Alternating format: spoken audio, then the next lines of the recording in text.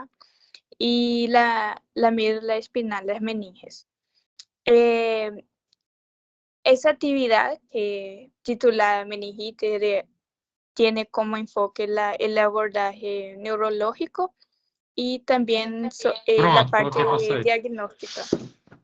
Eh, Estamos ahora con nuestro disertante, el doctor Donovan. Creo que muchos ya lo conocen, ¿verdad?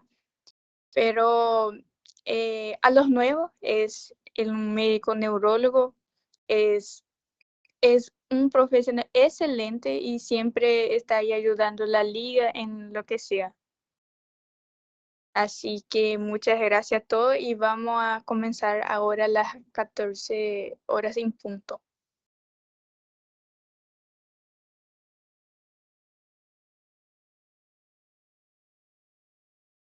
Hola, hola, ¿cómo le va? ¿Me están escuchando?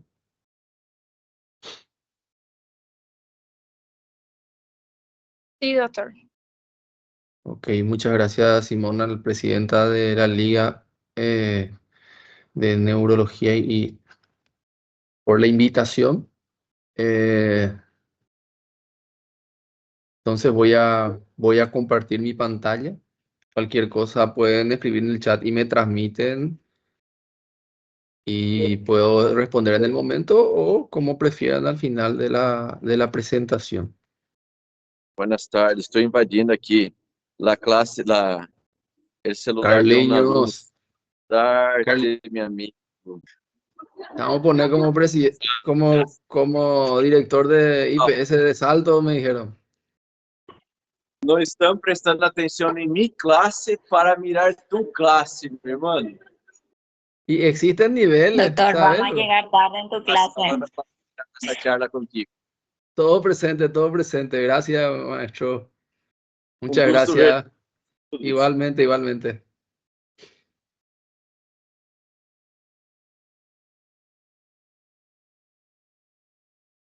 Bueno, ¿están viendo mi presentación?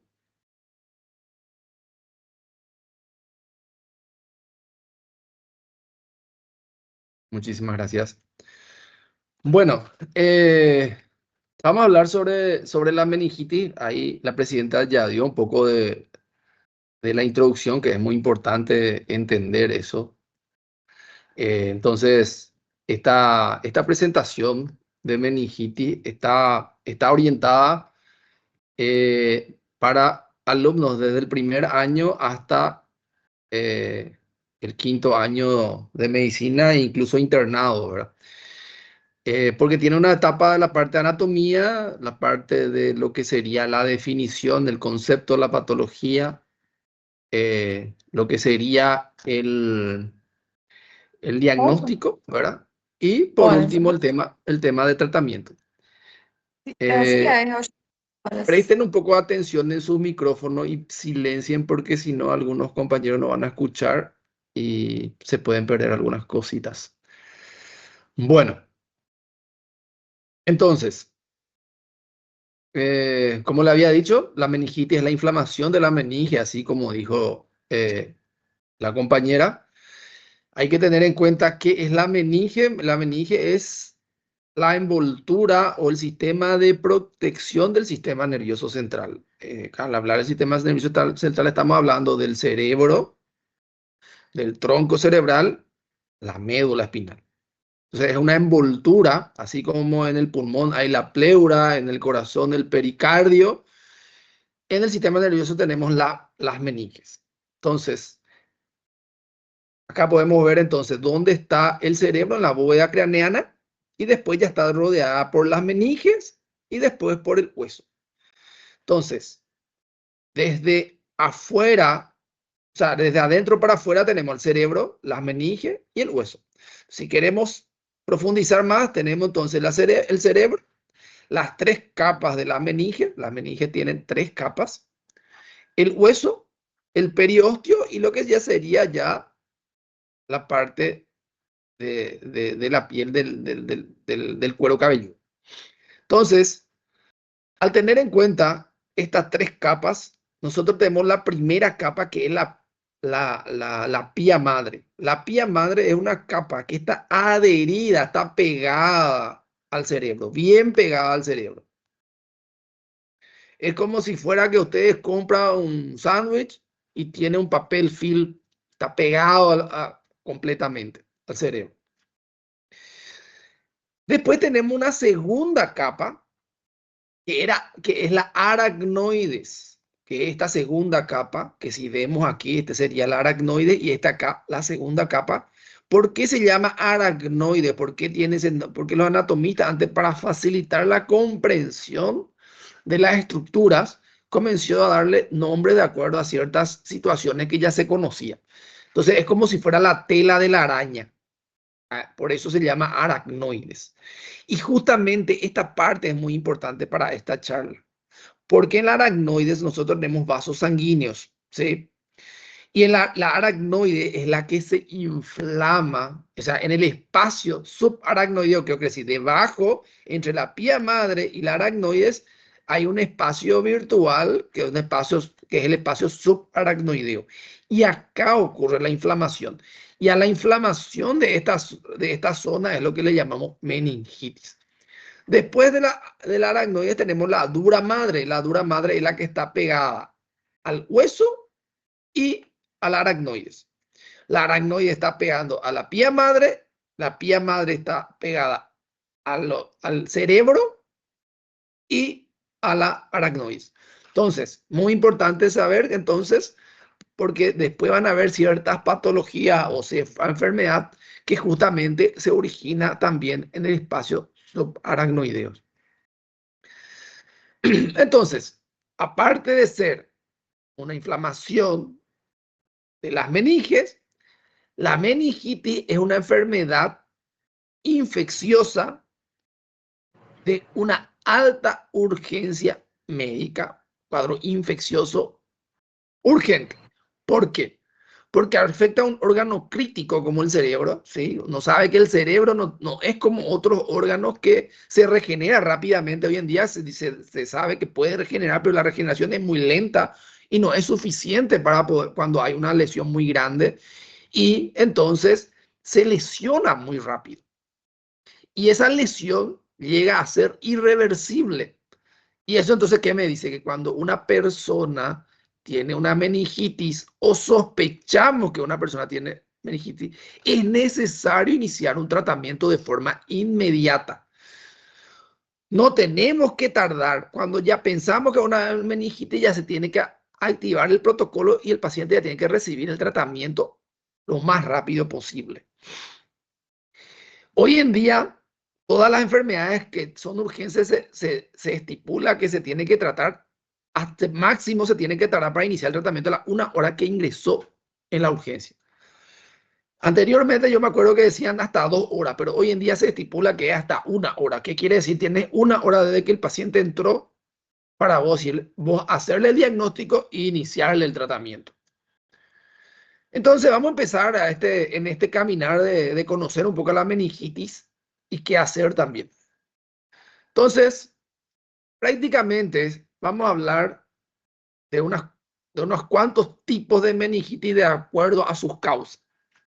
Vamos a hablar de la más peligrosa, que es la meningitis bacteriana. La meningitis bacteriana es la que produce más discapacidad y más mortalidad. Prácticamente puede producir la meningitis en general puede producir una mortalidad de hasta el 37%, que es mucho, que es lo que está estipulado aquí en el país, ¿verdad? Y ocurre más de 300 casos en el año y depende mucho del estado epidemiológico también. Dentro de esto tenemos la meningitis bacteriana, que es el más letal, con más discapacidad o incluso más mortalidad. De ahí la importancia del tratamiento y la detección temprana.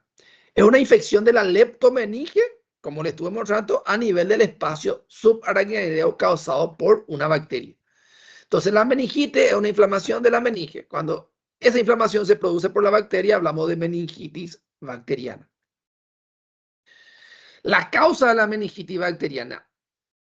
En las personas que no tienen deterioro inmunológico, o sea, en los inmunos competentes, las causas principales son estos 3 gérmenes. El estreptococo, neumonía, o conocido como neumococo, que representa el 50%, la Neisseria meningitis o meningococo en el 25% y el Haemophilus influenza. Teniendo en cuenta acá, en medicina siempre cuando comenzamos agarramos, memorizamos, ¿verdad? Entonces cuando vamos a memorizar siempre tenemos que memorizar lo más importante y lo más frecuente. Entonces estos 3 gérmenes, ¿por qué es importante que ustedes memoricen?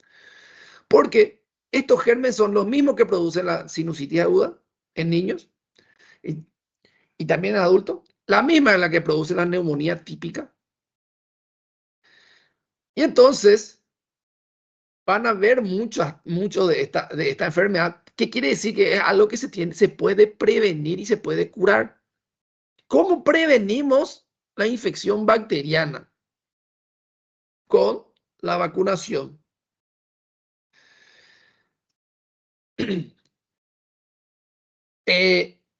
¿Y cuáles son esas vacunaciones? La que ya está dentro del plan de salud del ministerio.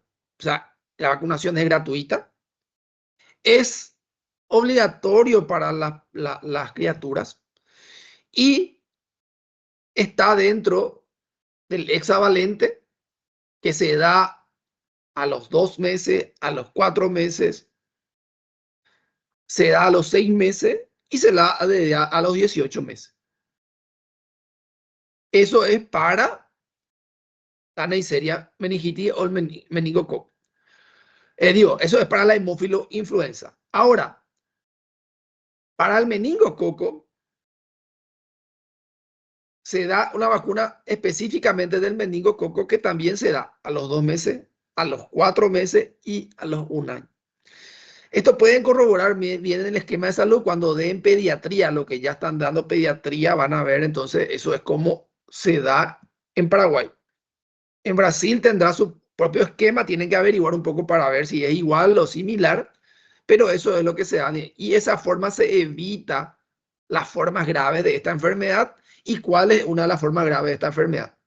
La meningitis. Entonces es una enfermedad que se puede prevenir y que tiene control epidemiológico.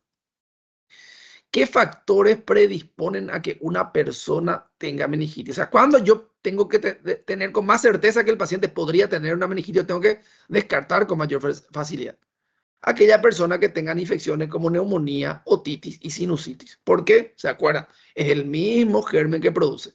Entonces, si una persona tiene neumonía, este germen probablemente puede tener también una meningitis, una otitis y una sinusitis. Las personas que tienen inmunodepresión también, ¿verdad? Los que se quitaron el vaso, los que tienen asplenia, o que tienen trastorno de la inmunidad, los que tienen hipogamaglobulinemia, o deficiencia de complemento. Las personas alcohólicas. Acuérdense que los alcohólicos utilizan muchas de sus vitaminas y si no se nutre bien y no se alimenta bien, desgastan a su organismo y produce una inmunodepresión, ¿verdad? La misma cosa la diabetes. Y el traumatismo cráneoencefálico con fuga de líquido cefalorraquídeo, que el paciente que llegó el traumatismo y pierde líquido cefalorraquídeo por algún lugar. ¿Por qué? Porque al perder líquido cefalorraquídeo quiere decir que la barrera hematoencefálica fue dañada y entonces el germen puede entrar más, porque la barrera hematoencefálica es la barrera que impide que el germen entre a ese lugar. Y acá tenemos un germen, otro germen que también es importante, que es la Listeria monocitógenes. La Listeria monocitógenes es menos frecuente que los otros, porque los otros es más frecuente en niños, en neonatos, también en adultos, ¿verdad? Pero no es tan frecuente como la Listeria monocitógenes. Entonces, cuando yo tengo que pensar que una persona puede tener una meningitis por Listeria monocitógenes. ¿Y por qué también es importante? Vamos a ver más adelante. La Listeria monocitógena se trata con un antibiótico diferente a los otros. ¿Qué quiere decir? Que yo tengo que agregarle un antibiótico a estas personas, además del otro que ya está recibiendo, porque necesita lo que se llama ampliación de la cobertura antibiótica. Entonces, los pacientes con Listeria monocitógena tienen que tener 2 a 3 antibióticos. Y dentro de eso es la ampicilina la que el mayor le refuerza. ¿En quiénes llevamos a pensar? En embarazadas, en personas mayores de 60 años, en alcohólicos y en inmunodeprimidos. Tener bien en cuenta eso. Las causas por bacilos gram negativos entéricos y enterococos del grupo B son menos frecuentes, pero hay que pensar cuando hay trastornos médicos crónicos, el paciente que se entran todo el tiempo en el hospital, se dializan, los pacientes que de repente tuvieron cirugía de cráneo o otros procedimientos médicos. El Staphylococcus aureus y el Staphylococcus negativo a la coagulasa.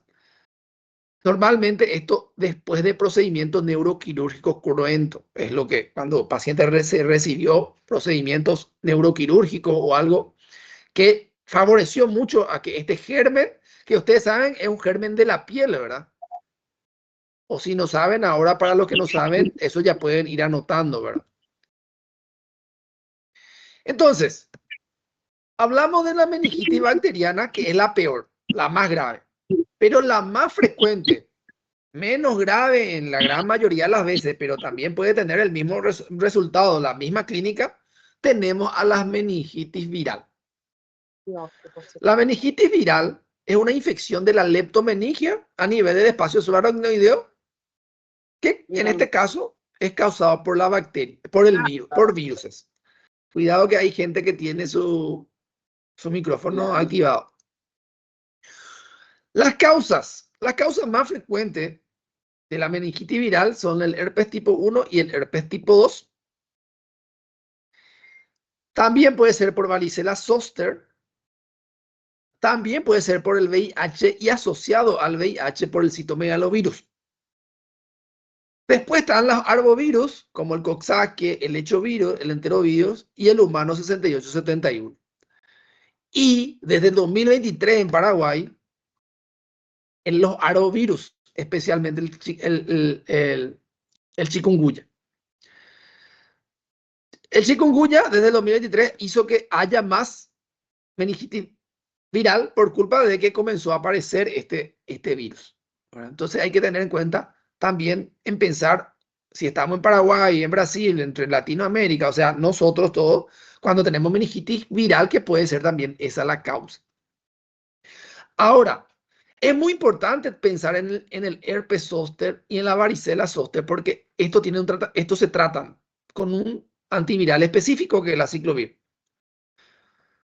Y cuando una persona tiene VIH, normalmente hay que pensar en el citomegalovirus porque en este caso tiene un antiviral diferente que es la Ganaciclovir. Ahora los otros normalmente no se da antiviral, sino lo que se hace se trata sintomáticamente. ¿Qué quiere decir? Se le hidrata bien al paciente para que no se deshidrate, se le da analgésico para que no le duela, se le da antiinflamatorio para disminuir esa inflamación del cerebro y pasando tiempos el organismo se recupera de eso. No así con el herpes tipo 1 y tipo 2, la varicela y el citomegalovirus. Entonces, les di las dos meningitis más frecuentes, pero después les voy a estar hablando más adelante de lo que es por tuberculosis, que es lo que es por hongo también. Y lo que es también por sífilis. Cuando hablemos más del tratamiento, les voy a estar explicando que tiene algunas variaciones un poco y son menos frecuentes, pero hay que también tener en cuenta. Sin embargo, el más frecuente es el viral, le sigue el bacteriano y el bacteriano es de peor evolución, de peor pronóstico. ¿Cómo diagnosticamos entonces la meningitis? Principalmente por la clínica. ¿Qué quiere decir clínica? No hay estudio que te haga el diagnóstico si el médico no piensa. Entonces, el médico tiene que pensar y cómo el médico piensa, reconociendo el signo y el síntoma de una meningitis. ¿Verdad? De ahí la importancia de esta clase, porque ustedes el día de hoy, si todavía no conocen, ya van a ir familiarizándose, ¿verdad? Tienen hasta el 5.º año para poder saber esto, ¿verdad? Porque después tienen que saber y tienen que saber porque es una enfermedad de notificación, de control y, como dijimos, una enfermedad urgente. Toda aquella enfermedad urgente, mínimamente nosotros tenemos que saber quién le tiene que atender a ese paciente si yo no sé qué solucionar, como médico general.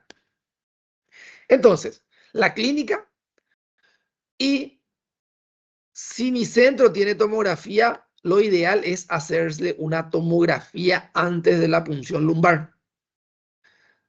Todo paciente con meningitis tiene que tener punción lumbar.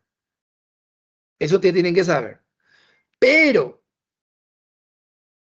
hay muchas enfermedades neurológicas que pueden tener signos o síntomas similares a la meningitis, pero no ser meningitis, y producir lo que se conoce como hipertensión endocraneana. La hipertensión endocraneana es el aumento del líquido, ¿verdad? Es consecuencia del aumento del líquido cefalorraquídeo en los ventrículos, en el espacio que se encuentra dentro, ¿verdad? Donde pasa ese líquido. Al aumentar, aumenta la presión y hace que el cerebro pueda agarrar y apretarse y caerse entre los agujeros que tienen sus compartimientos y producir lo que se llama enclavamiento, y entonces la persona puede morir.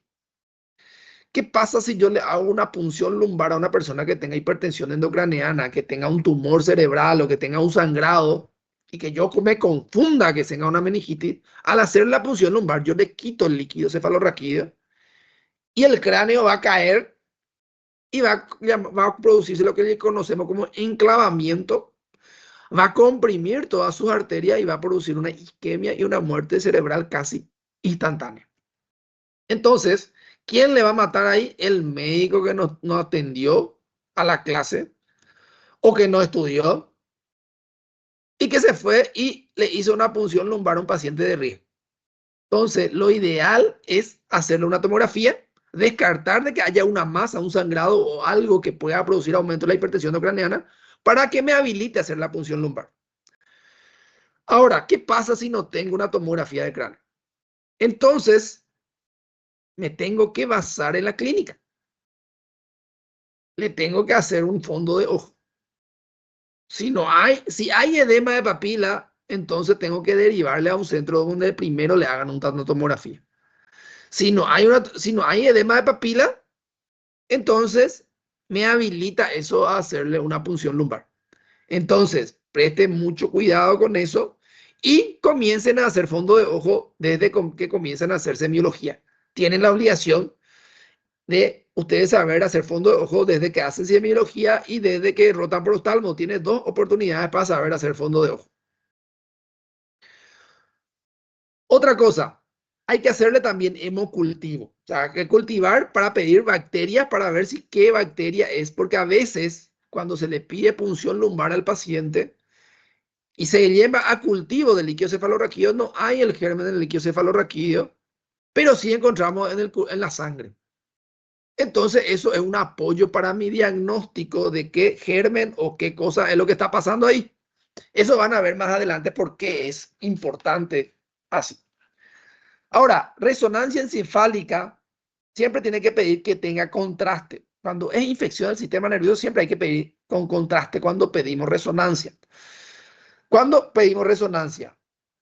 Cuando tenemos en el hospital, cuando no podemos hacer una tomografía, pero principalmente se pide resonancia de la meningitis cuando yo pienso que es otra cosa, para diagnóstico diferencial. Entonces, ¿se le pide resonancia a todo? No. De hecho, que si yo tengo certeza que es una meningitis, ya no le pido resonancia. Solo cuando tengo duda. Entonces, vamos a hablar un poco. La clínica. La triada típica. Que si el paciente tiene, yo tengo que decir, el paciente tiene una meningitis. Fiebre, cefalea y rigidez de nuca. La fiebre, cefalea y rigidez de nuca, de eso si tiene el paciente, yo no puedo no pensar en meningitis. Entonces, guárdese estos 3 síntomas y signos, porque la rigidez de nuca es un signo. Entonces, esa es la tríada. Bueno, ¿cómo yo detecto la rigidez de nuca? La fiebre, ya sabe, un termómetro. O el paciente está caliente y le mido el termómetro. La cefalea, el paciente te va a decir, o tiene dolor de cabeza intensa. Y la rigidez de nuca. A veces el paciente te puede decir que le duele el cuello y que no puede doblar su cabeza. Pero a veces del dolor o cualquier cosa, el paciente no dice nada. Entonces, el médico tiene la obligación entre un paciente con fiebre o cefalea, uno de los dos, no tiene que ser los dos, uno de los dos. El paciente, si tiene fiebre o cefalea, sí o sí tengo que irme a buscar rigidez de nuca. ¿Cómo busco? Le hago una flexión de la cabeza por el pecho y el paciente no puede hacer esa flexión. Le duele cuando hace esa flexión. Tiene un dolor de cabeza más intenso. E incluso dice ahí en el cuello y cuando se le hace la flexión. Una cosa muy importante. Flexión, no lateralización. Si la persona tiene dolor al lateralizar, normalmente esos son por problemas articulares de las vértebras cervicales.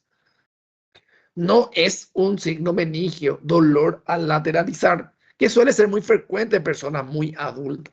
Entonces, eso es un diagnóstico diferencial. A veces, ay, me duele mi cuello y voy a pensar que tiene rigidez nucal lateralizada y no se puede ni mover del dolor. Eso es por problemas articulares, osteoarticulares. Ok. Entonces, después tenemos los signos clásicos de los signos meningios. El signo meningio de la rigidez nuca, el signo de Kernig y Brusinski. El signo de Kernig y Brusinski no es muy frecuente de ver que sea positivo. Pero cuando está positivo no me ayuda espectacularmente para hacer el diagnóstico y me quita la duda, ¿verdad? Y clásicamente se describe, por lo tanto, tenemos obligación de saber y buscar este signo ante un paciente con rigidez de nuca. Entonces, el Kernig, que es lo que se levanta la pierna y al levantar la pierna el paciente presenta dolor, cefalea, dolor. ¿Y qué es lo que hace el paciente al presentar dolor? Como que es la meninge la que está dañada el paciente para disminuir eso, hace una flexión de la rodilla. Miren, se queda en esta presión. Por eso acá le ponen en círculo para recordar, ¿verdad? Que en inglés, cómo se dice rodilla, ¿verdad? Entonces, Kernig es elevación del miembro por el explorador y el paciente por el dolor flexiona la rodilla. Ese es el signo de Kernig. El signo de Brusinski es cuando el examinador le flexiona la cabeza sobre el pecho, así como buscando rigidez de nuca, y aparte de tener rigidez de nuca, tiene un dolor de cabeza intenso y hace que se flexione ambos miembros, los dos miembros. Ese es el signo de Brusinski. Signos clásicos, pero no muy frecuentes de ver en la meningitis, tanto viral como bacteriana o cualquier otro tipo de meningitis. Volviendo acá. Más del 75% de los pacientes que tienen fiebre, cefalea y rigidez nuca también tienen alteración de la conciencia. Punto importante. Cuando una persona tiene alteración de la conciencia, tenemos dos situaciones. O tengo una meningitis muy grave, o no es solo una meningitis, es una meningoencefalitis. ¿Qué quiere decir? La infección o la inflamación no solo está en la meninge, también ya está dentro del cerebro o de la masa encefálica. También puede tener fotofobia, o sea que le molesta la luz. Puede tener convulsiones en un 20 o 30%. Tener en cuenta, la convulsión con fiebre y cefalea también forma parte de la meningitis, la encefalitis. Entonces, no va a estar mal de yo decir que una persona tiene meningoencefalitis si tiene convulsión o alteración de la conciencia y algunos de estos signos meningios. E incluso me habla de mayor gravedad y que tengo que tener más cuidado.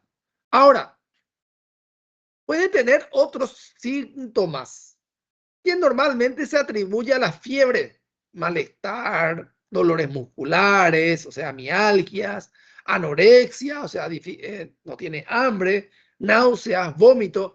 Miren, el vómito puede ser por la cefalea, pero puede ser también por la hipertensión endocraneana. Una de las complicaciones de la meningitis es la hipertensión endocraneana. ¿Por qué hay hipertensión endocraneana? Porque hay inflamación y edema. O sea, hay aumento de líquido en el cráneo que no se puede expandir, entonces aumenta la presión dentro del cráneo.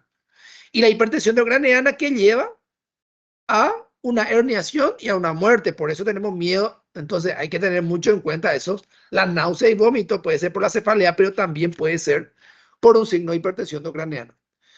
También en los niños principalmente puede haber dolor abdominal y diarrea. A veces viene fiebre, cefalea, tiene dolor abdominal y diarrea. Tener mucho en cuenta en niños que miren, estos síntomas no están cerca de la cabeza, están fuera, están en el abdomen, están en el sistema digestivo. Entonces hay que tener en cuenta en niños esta situación. Y en adultos, por eso le puse acá con un asterisco, el adulto mayor de 60 años, puede tener fiebre y cefalea y no tener rigidez de nuca. Entonces, mucha atención. Adulto mayor de 60 años, fiebre y cefalea, sin rigidez de nuca, tengo que pensar en una meningitis. ¿Y qué quiere decir pensar en meningitis? Tiene que tener una punción lumbar, por eso es lo que tenemos que pensar en meningitis. ¿Por qué? Porque así vamos a ver cómo tratarle. Porque ahí vamos a ver qué es el germen, qué voy a tener que usar con el paciente. Bueno, otra cosa. Esto, si yo veo que son lesiones petequiales, purpúricas, se llama ras meningio. Esto está asociado al meningococo. Sería un paciente que está probablemente entrando en un cuadro séptico. El proceso inflamatorio activa el sistema de la coagulación y produce coágulos. Entonces, estos son pequeños coágulos. Entonces, cuando yo con un vidrio presiono la piel, si era solo algo inflamatorio iba a desaparecer, pero al ser coágulo no desaparece. O sea, tiene vitropresión negativa, o sea, no desaparece. Y entonces, esa es una forma de saber. Y estos pacientes normalmente cuando tienen esto están sépticos. O sea, tiene una infección generalizada que ya no solo está en las meninges, ya está en la sangre y está produciendo ya complicaciones. Tener mucho en cuenta, más todavía en Brasil, donde hay raza negra, ¿verdad? Y ahí, a veces, si yo le busco solo por la piel normal, como le busco a la otra de piel más clara, puede ser que de repente se me desaparezca cuando es muy pequeño. Entonces tengo que buscar en la palma de la mano y en la planta del pie. Entonces, a tener en cuenta, esto cuando veo es grave y tengo que pensar en eso. Entonces, básicamente, eso es toda la clínica. De lo más frecuente, ¿verdad? La tomografía ya dijimos, ¿verdad? La tomografía es para descartar de que no haya tumor, no haya sangrado, no haya algo que pueda producir hipertensión endocraneana. La resonancia me puede mostrar reforzamiento anormal de la meninge, o sea, me puede mostrar que la meninge está inflamada. Tanto la tomografía como la resonancia me pueden mostrar hidrocefalia, o sea, ¿qué quiere decir? Que ya hay una complicación. Y también me puede mostrar infarto cerebral por la meningitis, ¿verdad?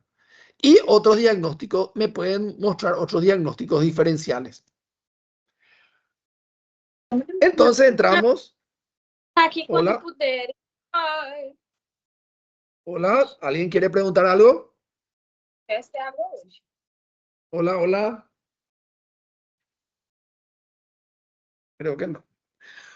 Bueno, entonces, hablamos de la meningitis, de dos tipos de meningitis. Hablamos de lo que sería la clínica. Y ahora vamos a hablar que cuando tenemos clínica hay que hacerle una punción lumbar. Uno, para saber bien que es una meningitis, ¿verdad? Porque en la meningitis el líquido cefalorraquídeo tiene que estar alterado. Si no está alterado el líquido cefalorraquídeo, no es una meningitis. Entonces la meningitis siempre está el líquido cefalorraquídeo alterado. Si el líquido cefalorraquídeo está normal, hay que pensar en otra cosa. No es meningitis. El líquido cefalorraquídeo es. Entonces, ¿cómo se consigue ese líquido cefalorraquídeo? En el espacio donde vimos de la meninge, el espacio subaracnoideo, ahí hay un líquido, ¿verdad? Que transcurre, que es el líquido cefalorraquídeo. ¿Cómo quitamos una punción lumbar? ¿Qué es una punción lumbar? Es entrar con una aguja raquídea entre las dos vértebras en el espacio intervertebral entre la tercera y cuarta espacio intervertebral. Ahí entramos con la aguja. Se aspira y va a salir un líquido claro cuando no hay nada. Igual cuando hay algo hay claro, pero a veces, pero cuando mandamos a analizar, podemos encontrar células y alteraciones citológicas y citoquímicas. Entonces se hace una punción lumbar, como muestra aquí, cae gotas de líquido cefalorraquídeo y se juntan en estos frascos y esto es lo que se manda a analizar. Entonces cuando yo le hago una punción lumbar a un paciente, tengo que pedir citológicos, que es tipo de células, y citoquímicos, que es ver la glucosa, el LDH y la proteína del líquido cefalorraquídeo. Y también tengo que pedir cultivos y un panel viral para ver si no es virus.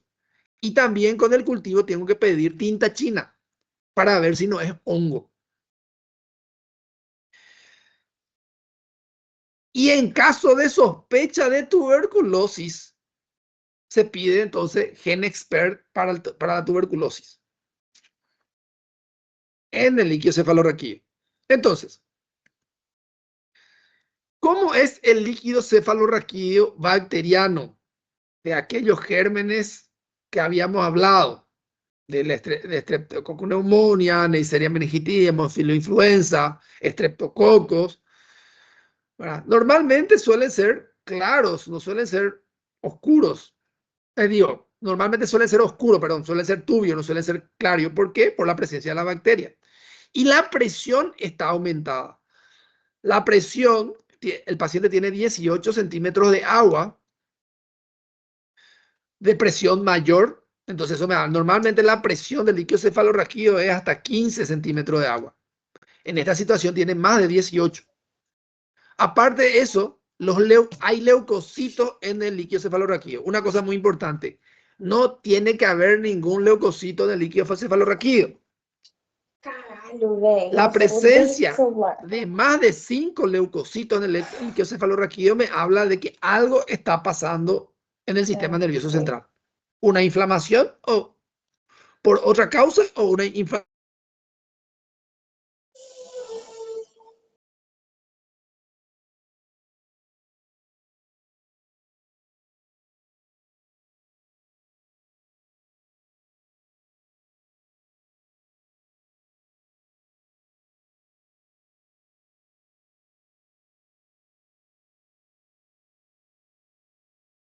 Profe, no se escucha.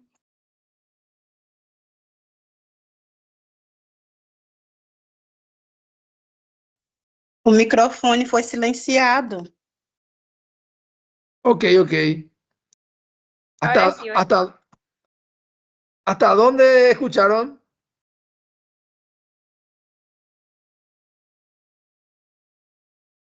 cuando estaba Hasta, hablando de las proteínas del líquido cefalorraquídeo. ok. Creo que es esta diapositiva. ¿Ya estaba en esta diapositiva? Sí. Ok, gracias. Bueno, gracias por avisar también, porque cuando se me silencia no sé. Yo igual continúo hablando. Ok, entonces, hablamos que la presión es mayor de 18, elevado, leucocito es mayor de 10 y puede ser hasta 10.000, a predominio de neutrófilos, que quiere decir polimorfonucleares. Eso es lo que tenemos que saber de forma clásica, pero a veces, por eso no podemos demasiado agarrar y culparle a otros gérmenes muy rápido, descartar, ¿verdad? Porque hay que ver el contexto general de todo el líquido cefalorraquídeo y la clínica del paciente. No puedo solo basarme en el leucocito, tengo que ver todo. Entonces, ¿por qué? Porque hay veces que en la etapa aguda también se activan neutrófilos ante los linfocitos, ante los neutrófilos. ¿Qué quiere decir? Puede haber mononucleares y no polimorfonucleares, entonces me hace confundir. ¿Por qué? Los mononucleares son frecuentes en virus, en la tuberculosis, en la sífilis y en el hongo. Y entonces yo puedo hacer diagnóstico de otra cosa, pero si yo solo veo leucocitos. Al final le voy a mostrar un cuadro comparativo para poder saber y qué es lo que ustedes tienen que saber en general. Eritrocitos, ¿qué quiere decir? Glóbulos rojos, no tiene que haber en el líquido cefalorraquídeo. Si hay, o es traumático o el paciente tiene una hemorragia subaracnoidea. Entonces yo tengo que saber que cuando yo hago la punción lumbar, si sale sangre por la aguja o sale un poco de sangre, quiere decir que yo accidenté eso y por eso hay sangre. Bueno, la glucosa tiene que ser menor a 40 miligramos por decilitro, o sea, la glucorragia sería. O sea, la glucosa en el líquido cefalorraquídeo. Bueno, pero a veces, ¿qué pasa? El paciente es diabético, tiene una glucosa al aire y en el líquido cefalorraquídeo también va a estar, pero puede ser que tenga una infección bacteriana. ¿Por qué la infección bacteriana disminuye la glucosa? Porque la bacteria consume la glucosa. Entonces, es mandatorio pensar en infección bacteriana o hongo cuando hay disminución de la glucosa. ¿Qué quiere decir? Cuando hay disminución de la glucosa en el líquido cefalorraquídeo, no va a ser viral, va a ser bacteriano o hongo, para tener en cuenta. Pero, ¿qué pasa en esos diabéticos que puede tener más de 40 y el paciente puede tener incluso una glucosa consumida, pero en el análisis sale mayor de 40? Para eso se utiliza lo que se conoce como índice glucosa en LSR y en el suero. Y para eso, cuando yo le hago la punción lumbar y quito y mando a analizar, yo tengo que pedir con comparativo en sangre. ¿Qué quiere decir?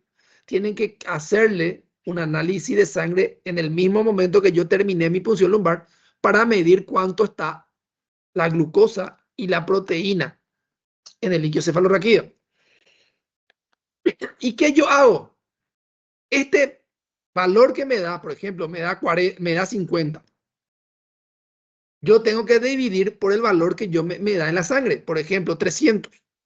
Si el valor de ese 50 dividido 300 es menos de 0,4, se habla que hay consumición de glucosa independientemente de lo que yo encontré de forma bruta en el líquido cefalorraquídeo.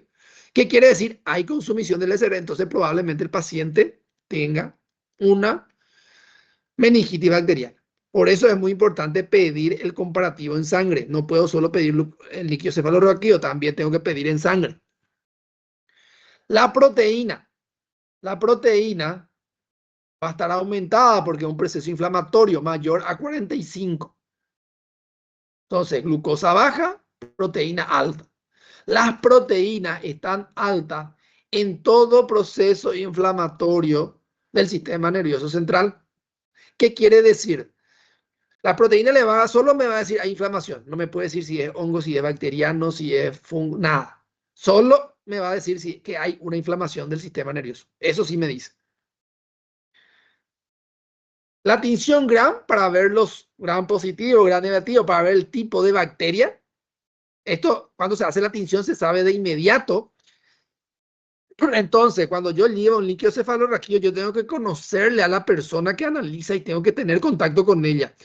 Una cosa, cuando ustedes quitan el líquido cefalorraquídeo, se tiene que analizar lo más rápido posible. Ustedes tienen que tener el resultado en 30 minutos de haber hecho la punción lumbar. Ustedes ya tienen que tener el resultado del líquido cefalorraquídeo. Entonces, si en la tinta china ya te aparece algo, ya te va a decir, esto puede ser, tiene bacteria y puede ser tal bacteria. Y el cultivo es positivo después de las 24, 48, 72 horas. Y yo no voy a esperar ese tiempo. Entonces, si en el Gram ya me sale algo, eso ya me ayuda espectacularmente para dirigir mi antibiótico, mi tratamiento y esperar mi cultivo. Si no sale nada, igual yo tengo que esperar mi cultivo las 72 horas que corresponde. Pero el tratamiento ya se tiene que hacer. También se puede aglutinación con látex o PCR. Látex para los gérmenes comunes. El PCR hoy en día que hay PCRs. Creo que en Paraguay todavía no hay, no quiero mentirle. Hay PCR que detecta a la 1 hora del análisis, ya detecta, o sea, más rápido que el cultivo, incluso detecta ya la presencia de cierto tipo de bacteria en el líquido cefalorraquídeo. Entonces, esto es lo que hay que pedir cuando pedimos, entonces, estudio del LSR. Citológico más anote, número 1, citológico más citoquímico con comparativo en sangre. Número 2, cultivo más tinta china. Número 3, perfil viral. Eso sí o sí. Si sospecha tuberculosis, hay que pedir GeneSpert para tuberculosis. Y si se sospecha hongo, ya pedimos la tinta china, ¿verdad? Bueno. Entonces, ya vimos el líquido cefalorraquídeo cuando es bacteriano. Ahora vamos a ver el líquido cefalorraquídeo cuando es viral. Cuando es viral, puede haber también células, pero suele ser menores de 25 a 500 células, ¿verdad? Y es mononucleares, no polimorfonucleares. Entonces, esto es lo que nos ayuda mucho, eso, ¿verdad? Mononucleares. Proteínas, dijimos que están aumentadas en todos, pero también a veces puede ser normal.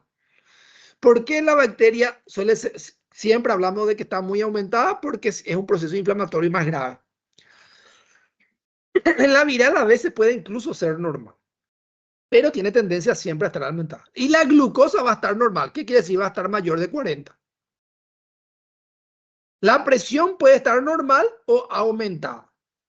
Y yo voy a pedir PCR para herpes virus y para herpes zóster.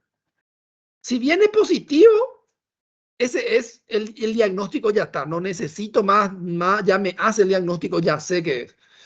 Pero a veces tengo que pedir serologías. Y anteriormente se pedía también cultivos y otras cosas para líquido cefalorraquídeo. Bueno, pronóstico. El pronóstico varía según sea el microorganismo infectado. O sea, ¿qué quiere decir? Si es bacteria, es más agresiva. Si es la Neisseria meningitis o el meningococo, es el más agresivo dentro de todo. Y los pacientes pueden quedar con secuela. De ahí que se tiene que tratar rápido para el paciente no quedar con secuela.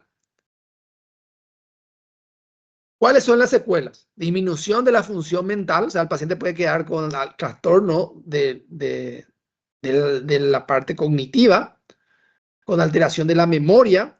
Puede quedarse con convulsión o hacer convulsiones, o sea, el paciente puede quedar epiléptico. Puede tener sordera.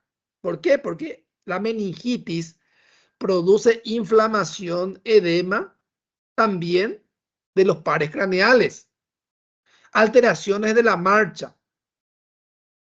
Y la secuela moderada grave puede verse en el 25% de los que viven. ¿Qué quiere decir? De 4 personas con meningitis, uno se queda con secuela grave. Entonces, otra vez, importante, diagnóstico precoz, tratamiento precoz. Diagnóstico diferencial. Bueno, síntoma típico, pensar siempre en meningitis. Lo ideal, hacer una tomografía. No tengo tomografía, fondo de ojo. No tengo edema papila, punción lumbar rápidamente, tratar. Ese, no tengo que perder tiempo en tratar. No me sale la punción lumbar. Si no te sale, es muy raro. Te tiene que salir. Pero existe ocasiones que no sale, por A o B motivo. Pero tiene que salir. Pero si no sale, igual se trata de forma empírica. Y si fue o no fue, no vamos a ver con certeza, pero los clínicas, si es compatible, se trata. Fin de la discusión. Solo que no voy a saber el tipo de germen y entonces probablemente va a tener que ampliar mi espectro y tratar por mucho tiempo. Entonces, ¿qué puede ser? Infecciones bacterianas generalizadas que no sean de la meningitis, o puede ser que sea por hongo, tuberculosis, epiroqueta, otro tipo de meningitis. Puede ser también por infecciones para meningias, puede ser una meningitis bacteriana tratada de forma parcial. Y los procesos neoplásicos también producen meningitis o inflamación de la meninge, ¿verdad? Enfermedad inflamatoria no infecciosa. La meningitis neoplásica yo no le comenté ahora porque es lo menos frecuente que van a ver y normalmente es seguido más por especialistas y no quiero complicarle tanto la vida de darle mucha información. Yo creí iba a ser poco la información, pero después encontré, hay tanta información que ustedes necesitan, pero no quiero llenarle de mucho de eso, ¿verdad? También puede ocurrir por enfermedad inflamatoria no infecciosa, como la sarcoidosis y enfermedad de Behçet. Meningitis virales, otras infecciones bacterianas del sistema nervioso, por ejemplo, los abscesos. Entonces puede tener también absceso, puede ser también diagnóstico y la hemorragia subaracnoidea. Entonces, mucho cuidado. La clínica, siempre yo tengo que basarme en lo más frecuente, pero a veces puedo tener sorpresas. Una experiencia, un paciente viene con cefalea, rigidez de nuca. Y paciente joven, inmunocompetente, mujer. Y entonces, obviamente, para mí en ese entonces era una HCA. Le seguí con el protocolo HCA, pero igual también le traté como una meningitis. Y muy importante, pedir laboratorio completo y orina simple a todos los pacientes. Porque, vaya sorpresa, la paciente estaba debutando con una hemorragia subaracnoidea que le produce cefalea y rigidez de nuca y estaba con una infección urinaria que le produjo fiebre. Entonces, se piensa ahí que puede ser una meningitis al principio. Obviamente, la hemorragia subaracnoidea en esta paciente fue muy catastrófica. O sea, la tomografía ya se veía, eso nos ayudó mucho. Y en realidad se veía, no es que se veía tan bien, pero ya se podía ver, el que tiene entrenamiento en ver ya veía. Pero después viene el cultivo y la orina simple patológica. Entonces hay que pensar también que puede estar con otra enfermedad y que no sea que haya otra enfermedad. Otra situación que la hemorragia subaracnoidea puede producir un poco fiebre baja, o sea, febrícula 37,5 para arriba, no llegando al 38. Entonces, hay de repente diagnóstico diferencial, hay que tener muy en cuenta también que puede ser una hemorragia subaracnoidea. A tener en cuenta nomás eso. De ahí la importancia de la tomografía, el fondo de ojo.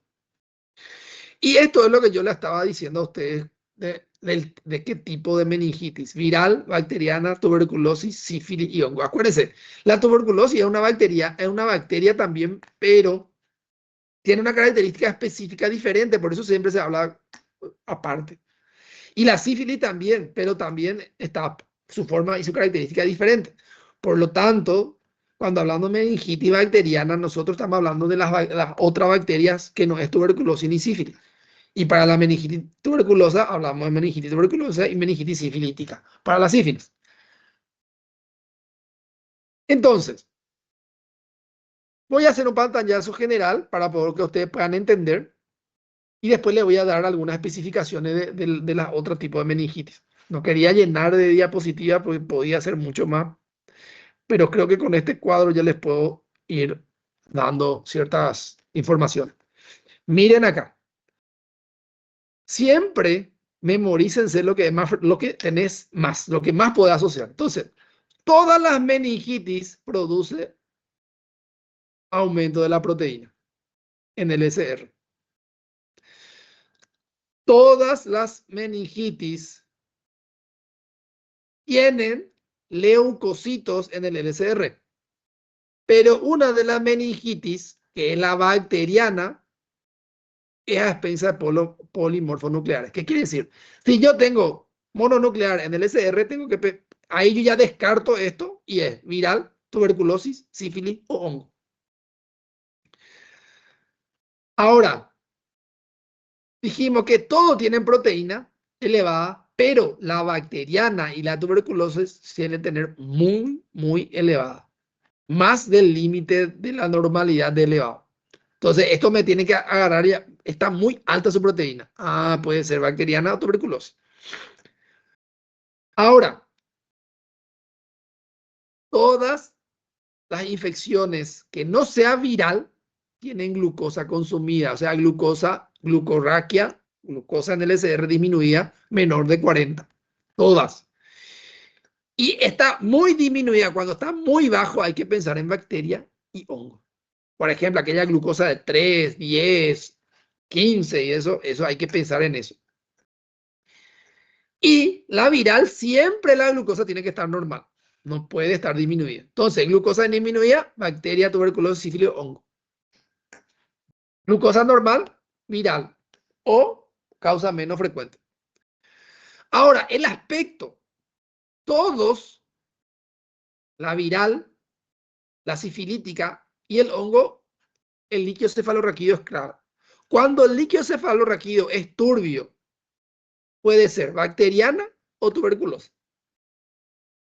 Entonces, si ustedes tienen este gráfico y razonan con este gráfico, ustedes no van a necesitar de forma urgente el cultivo ni PCR, ni nada, ya le va a servir para usted orientarse a un tratamiento y tomar ciertas conductas. Normalmente en la etapa aguda, cuando es viral, nosotros cubrimos estos dos. Pero no cubrimos esto si no tenemos en el líquido cefalorraquídeo algo que nos oriente a esto. Entonces, de ahí la importancia del líquido cefalorraquídeo de la punción lumbar. Si yo no le hago una punción lumbar, yo no voy a poder saber qué otras cosas puede ser y tampoco no voy a saber si es viral o bacteriano. Obligatoriamente necesito la punción lumbar para poder hacer esto.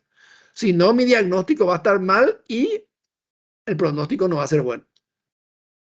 Entonces, llegamos en la parte final, pero no, todavía queda un poco de razonamiento. Lo que están en el 5º año y lo que van a estar en el internado o están en el internado, presten mucha atención. Esta parte es muy importante para ustedes. Y lo que están dando fármaco también, ¿verdad? Porque seguramente va a haber algo de esto. Porque el tratamiento de la meningitis es diferente. El antibiótico y todo es diferente, el antiviral también es diferente. Entonces, ante sospecha de meningitis, le hice la punción lumbar. Cuando yo sospecho que el paciente tiene meningitis, menos de las 2 horas ya tiene que recibir el tratamiento. Le haga o no le haga la punción lumbar. Lo ideal, hacerle la punción lumbar y después iniciar tratamiento. Porque si yo inicio el tratamiento y después le hago la punción lumbar, el antibiótico puede anular mi cultivo. Y entonces yo no voy a saber nunca qué es el germen y voy a tener que hacer el tratamiento empírico hasta que pase, o si se complica, aumentar mi antibiótico. Entonces, esto es como normalmente yo hago. Se inicia antibiótico, ceftriaxona, 2 gramos cada 12 horas. Y aciclovir intravenoso, 10 miligramos, calculo el peso del paciente y 10 miligramos por el peso del paciente le doy esa misma dosis cada 8 horas. Endovenoso. Los dos son endovenosos. Ahí yo cubro las gran mayoría de las bacterias y virus que se trata. Las guías normalmente, si ustedes leen, van a ver que dice ceftriaxona más vancomicina. Acá en Paraguay, hablando con los infectólogos y todo lo demás, y teniendo experiencia también, nosotros, los pacientes que vienen con meningitis en su casa, que es diferente a lo que adquieren meningitis en el hospital, ¿verdad? Los que vienen de su casa por una meningitis no son metilcilin resistentes, entonces no necesitan de vancomicina. Pero en otros países sí. Por eso van a ver que las guías internacionales te dicen ceftriaxona más vancomicina. Entonces, mucha atención. La vancomicina, ¿por qué le digo mucha atención? Porque si hacen el Reválida, ustedes tienen que ver cómo está en el Brasil. Y también si hacen el Conaren, ustedes tienen que ver cómo está en el libro que ustedes van a rendir. Porque no importa lo que el experto le diga, cuando hay un examen escrito depende de las reglas del juego. Eso, lo que fueron mis alumnos saben, que muchas veces puedo yo saber mucho, tener mucha experiencia, saber que esto no funciona aquí o no es de esa forma, pero si la regla del juego dice, vamos a tomarte el examen de lo que dice el libro, es lo que dice el libro, y el que manda ahí es el libro. No importa lo que dijo Donovan o lo que dijo la presidenta, nada. Entonces, mucho cuidado para lo que van a rendir con AREN y el Reválida, miren su bibliografía qué dice sobre eso. Pero esto es lo que sí desde el punto de vista práctico se hace. Bueno, ahora vamos a empezar. Cuando tenemos el resultado de nuestro líquido cefalorraquídeo, ahí nosotros vamos a suspender la ciclobenzaprina o el aciclovir o cambiar a otro antibiótico o otro antiviral. Y para eso vamos a ver el tratamiento de cada tipo de virus o bacterias que me vienen como resultado de mi líquido cefalorraquídeo o de mi hemocultivo. Entonces, para la parte infecciosa podemos tener meningitis viral, meningitis bacteriana, meningitis tuberculosa, meningitis sifilítica y meningitis fúngica. Vamos a hablar de estos 5 tratamientos de meningitis. Ay, eu esqueci para aquele lado. Cuidado con sus micrófonos. Cuando Não tem problema, você... voy a tratar a un paciente con meningitis viral, pues tengo que ver, ¿es por herpes tipo 1 o tipo 2? ¿O es por un virus del varicela zoster? ¿Es un paciente inmunocomprometido o es un paciente con VIH o otras causas específicas? Porque de acuerdo a cada uno el tratamiento se enfoca en eso. Entonces, el virus más frecuente, herpes tipo 1 o tipo 2.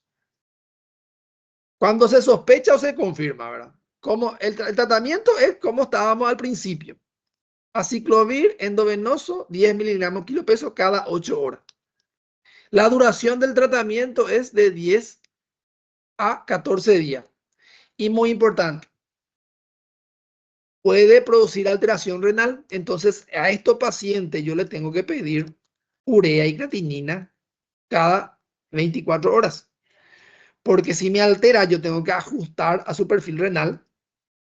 Porque si no, esto puede llevarle a una insuficiencia renal aguda, medicamentosa, que a veces puede incluso llevarle a una insuficiencia renal crónica. Entonces hay que tener mucho cuidado con el perfil renal cuando doy aciclovir. Entonces no es que yo le voy a dar aciclovir y le voy a dejar eternamente. Lo ideal es que si confirmo el diagnóstico o si no sé cuál de los gérmenes es. Ahora, si viene varicela zoster, prácticamente la misma cosa, ¿verdad? Por algunos quieren aumentarle hasta 15 miligramos kilo peso. Normalmente pueden hacer de 10 miligramos kilo peso y si ya sabe, para todo igual, cada 8 horas. Entonces, tanto el herpes simple como la varicela zoster se trata con aciclovir. El otro, paciente inmunocomprometido. Iniciar aciclovir empírico hasta descartar herpes virus, ¿verdad? Y después, si no hay, entonces se ve de que cuando el paciente tiene VIH o puede ser otra causa. Acuérdense, cuando tiene VIH puede estar asociado a citomegalovirus.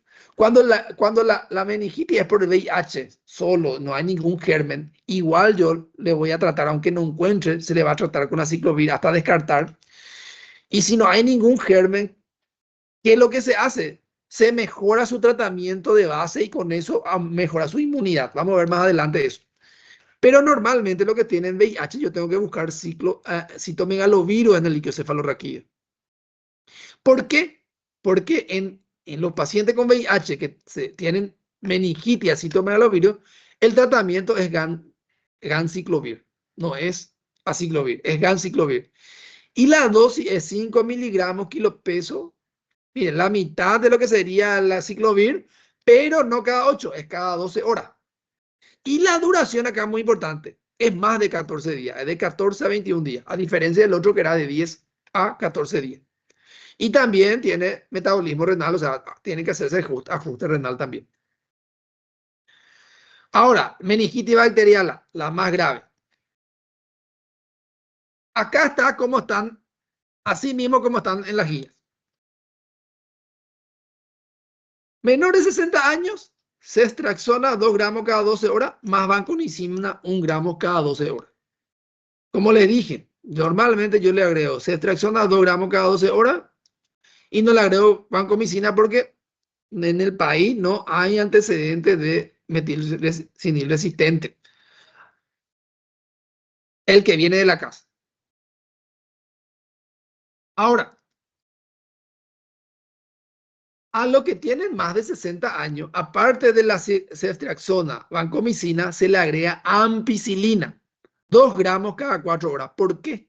¿Se acuerdan que habíamos que la listeria es más frecuente en personas embarazadas, alcohólicas, inmunodeprimidos y mayores de 60 años?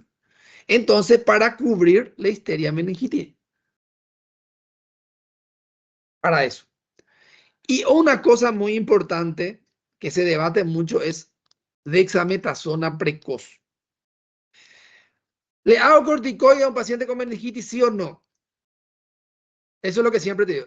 Le hago cuando es una meningitis grave, cuando es por Neisseria meningitis, o sea, el meningococo, y le hago con la primera dosis de mi antibiótico.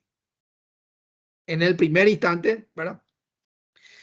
¿Por qué la dexametasona a veces también no se quiere usar demasiado? Porque la dexametasona hace que la barrera hematoencefálica impida que la vancomicina ingrese muy fácil. Entonces, en pacientes que necesitan vancomicina, la dexametasona puede de repente no favorecer mucho. Entonces, una vez que el paciente salga del estado crítico, tengo que suspender la dexametasona, normalmente de 3 días o las 24 horas, cosas así, nomás luego lo ideal, ¿verdad? Pero si está grave, se sigue. Entonces, ¿por qué es importante saber el germen? ¿Por qué es importante el líquido cefalorraquídeo? ¿Por qué es importante el hemocultivo? ¿Por qué es importante el cultivo del líquido cefalorraquídeo? Porque miren, si el paciente tiene una Neisseria meningitis, el tratamiento es 7 días. Si es una streptococcus-neumonía, el tratamiento es 10, 14 días. Si es una listeria, tengo que darle más de 21 días. Y si es un bacilo gram negativo, 14 a 21 días. Una cosa muy importante, yo le estoy dando a ustedes las meningitis típicas que vienen de la casa, la no complicada, la que ustedes tienen que saber como médico general. Existen muchas otras situaciones de la cual no les voy a hablar porque no les corresponde todavía a ustedes saber tan fino así. Entonces, ahora sí es una meningitis tuberculosa. Que la meningitis tuberculosa, la característica es que no es tan aguda como la meningitis bacteriana. Normalmente son pacientes que suelen tener antecedentes de cefalea crónica, después fiebres nocturnas o intermitentes, ocasionales, y que cada vez empeora, puede tener también rigidez de nuca y todo lo demás, pero normalmente viene con síntomas mucho más tardíos que lo que sería. Normalmente las meningitis bacterianas original vienen a 24, 48 horas máximo, ya vienen del hospital. Esto puede venir en una semana o puede venir también enseguida. Y el tratamiento se hace de esta forma. En la fase intensiva, los 2 primeros meses, tengan mucha atención porque esto suele ser tema de exámenes, ¿verdad? Entonces se trata con isoniazida, rifampicina, piracinamida y etambutol. Los 3 antibióticos se dan todos los días vía oral por 2 meses. 5 miligramos kilo peso día de isoniazida, 10 miligramos kilo peso día de rifampicina, 20 a 25 miligramos kilo peso día de piracinamida y etambutol de 15 a 20 miligramos kilo peso día. La dosis. Normalmente yo no me memorizo la dosis. ¿Por qué? Porque si una persona tiene meningitis por tuberculosis, el Ministerio de Salud de Uruguay ya tiene estos antibióticos por el programa de tuberculosis. Entonces, normalmente si tiene el diagnóstico, yo me tengo que comunicar con mi jefa de servicio, que a veces es la encargada, o la jefa de servicio le avisa al departamento de epidemiología o infectología, que es el que provee de estos antibióticos. Ante la sospecha de una meningitis tuberculosa, es obligatorio iniciar de forma inmediata estos 4 antibióticos. Y estos antibióticos se dan por 2 meses en la fase intensiva. ¿Qué quiere decir? Una meningitis tuberculosa se trata hasta 1 año inclusive. Pero en la fase intensiva recibe 4 antibióticos: isoniazida, rifampicina, piracinamida y etambutol. Una cosa importante también en los pacientes que reciben estos antibióticos. La isoniazida puede utilizar mucho o necesitar de ácido fólico, o sea, vitamina B6. Paciente con isoniazida tiene que recibir de 25 a 50 miligramos de ácido fólico por día. Acuérdense que en la embarazada se da 10 miligramos. Imagínense, tienen que dar 25 a 50 miligramos en los pacientes con tuberculosis con tratamiento con isoniazida. ¿Para qué? Para evitar las complicaciones neurológicas como neuropatía, como demencia y trastorno del sistema nervioso central, como incluso mielopatías. Después de los 2 meses, se le quitan la piracinamida y el etambutol y continúa con isoniazida y rifampicina por 7 a 10 meses. Ese es para la meningitis tuberculosa. Una cosa muy importante, en la meningitis tuberculosa siempre tiene que iniciarse corticoides. Ese era un debate anteriormente, hoy en día se sabe que tiene que mejorar, la dosis es de 0,3 a 0,3 miligramos kilo peso día intravenosa. Normalmente lo que nosotros tenemos es de dexametasona de 16 miligramos, 8 miligramos creo que es el que tenemos. Nosotros ya le hacemos una ampolla nomás ya por día y con eso solucionamos, no hacemos tantos cálculos, ¿verdad? Pero si vamos a hacer lo correcto, se hace por el cálculo eso. Y después se hace un descenso progresivo. Se va y bajando la dosis. Y para bajar la dosis, nosotros normalmente le pasamos a prednisona, al equivalente a lo que sería la dexametasona. Se hace la conversión. Pero también la literatura dice que se puede hacer también prednisona vía oral. Normalmente nosotros usamos endovenoso y cuando vamos a bajar la dosis le convertimos a la prednisona.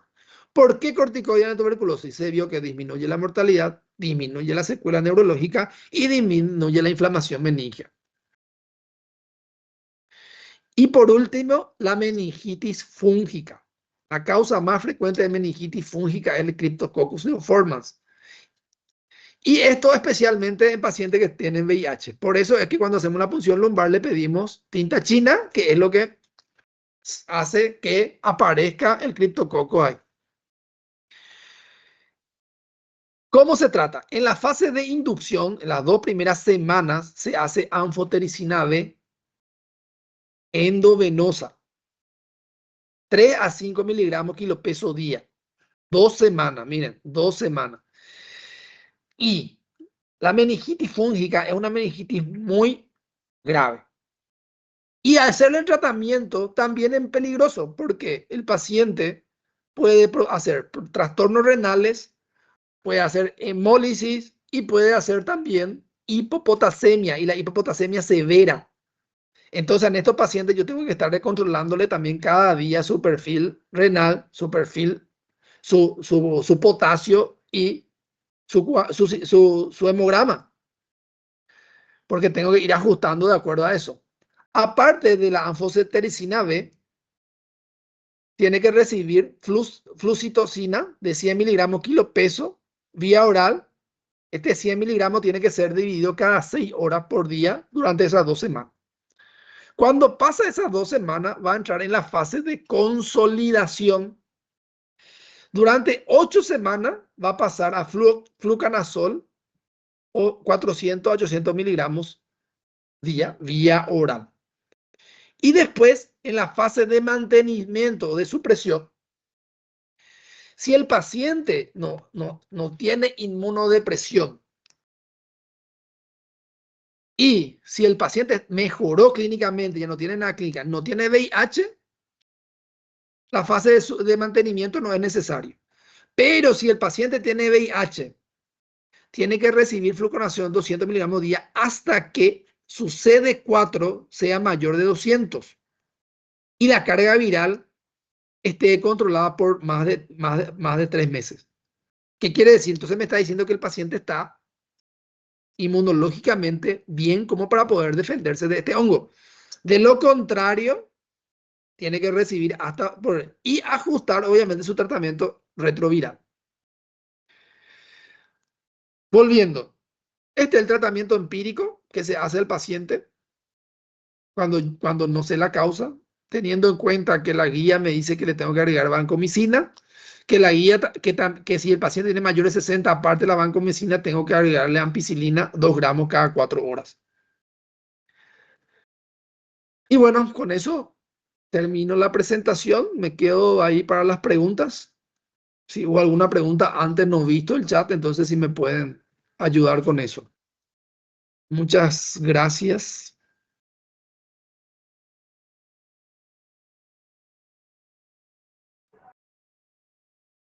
Muchas gracias, doctor. Fue excelente ponencia, de verdad, increíble.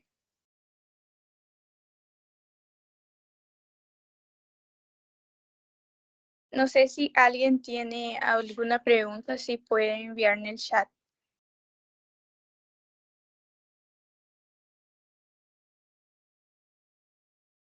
Los sinais, doutor, los sinais de Kerning, de Budzinski, quase não se usa mais? Sí se usa, claro que se usa. Solo que yo no tengo, como médico, no tengo que esperar a que, para decir que el paciente tenga meningitis, no tengo que esperar a que el paciente tenga Kerner-Rusinski y decir que es meningitis. Para yo decir que el paciente tiene meningitis o pensar en meningitis, tiene que tener cefalea, fiebre, rigidez de nuca. Si el paciente es inmunodeprimido o anciano, puede no tener rigidez de nuca. Entonces, ante un paciente con fiebre y cefalea, o fiebre y rigidez de nuca, o cefalea y rigidez de nuca, dos de eso, o una rigidez de nuca sola, es indicativo de punción lumbar. Eso es lo que usted tiene que tener en mente. Entendió, doctor. Muchas gracias, muchas gracias. Gracias a vos por la pregunta. Ahí veo dos brazos levantados, Suelen y Yesiel. Fabio, cualquiera de los dos. Si quieren preguntar, estoy para responderles.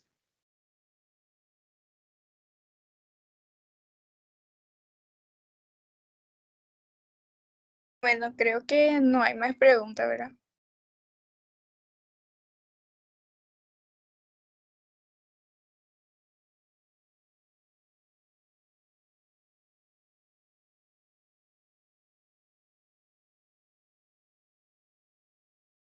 Queremos agradecer al doctor que siempre es muy ocupado, pero tuvo un tiempo para venir a presentar a nosotros sobre ese tema que es muy interesante, principalmente para neurología, ¿verdad?